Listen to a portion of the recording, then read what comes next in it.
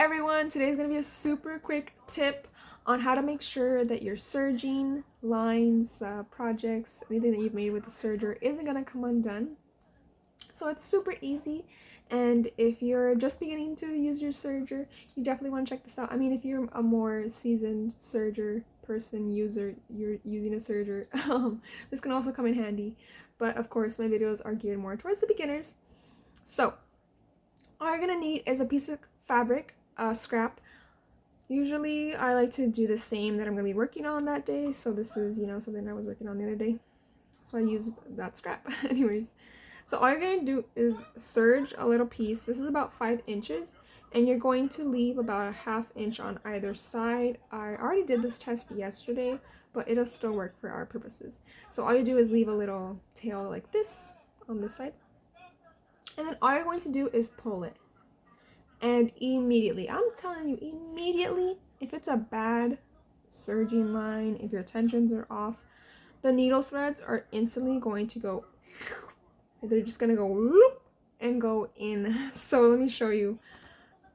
You can literally feel it, but you can also see it. So here is where my needle thread starts. The needle threads are the ones that go parallel. The 2 little lines are going parallel, and they go straight across the serging lines. So again, you can literally see that this is where my black thing is pointing. That's where the needle thread, went all the way in here, when in reality, like I mentioned, I left a 1/2 inch gap. I mean a 1/2 inch long piece of tail here. So that's telling me that this needle thread tension is off. I am going to make a separate serger video where I go more in depth. Sorry, I can't say that word. Where I go and do a really thorough, like, serger 101, like if you're just starting out with the serger. So that video is going to come out soon.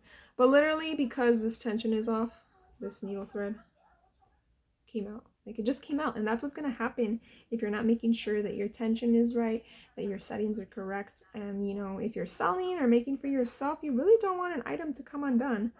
So again, it's literally so easy to just pull it out because the tension was off, and that's not what we want. So again, in the serger video, I'm going to cover more about tension and how to fix certain tensions and whatnot. But in this little video, I just wanted to give you this quick tip. So now we're on to the better side. So again, I gave this piece a tug, and my tail is still intact. Sorry, my thing won't want to focus. My tail is still intact. My needle threads are still there. And that's exactly what you want. I didn't feel the thread, going inside. I didn't feel any tugging, any ripping, nothing like that. The only thing is my tension is still not 100% because the back looks a little weird. But it's still, progress. It's still better than where it was at.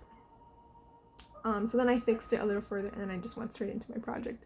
But that is my super quick tip for y'all. If you need to double check before you start your projects, I like to do this every once in a while, before I'm doing like a huge batch, just so that I can make sure that, hey, everything that I'm making is gonna be solid.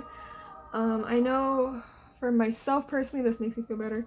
In the past, I have had people message me and say, hey, like this came undone, or the shoulder's coming apart, or there's like a little hole here. And then when they send it back to me, I could instantly tell it's because I didn't do this trick. Like, I didn't check. So never rush your work. You definitely want to make sure that you're making items to the best of your ability. But if something does slip out, don't feel bad. It happens to a lot of people, even me. I've been sewing since high school. I'm 27 now. Like, it still happens. Like, a lot of the time you're just confident that your machine is gonna keep the same tension, but these things are finicky. So again, I'm gonna make a video all about sergers and kind of how to catch more things and like other stuff about sergers. But I really wanted to get this trick out there because I know that it can help a lot of people, and it's super easy too. Like, it doesn't take any extra time.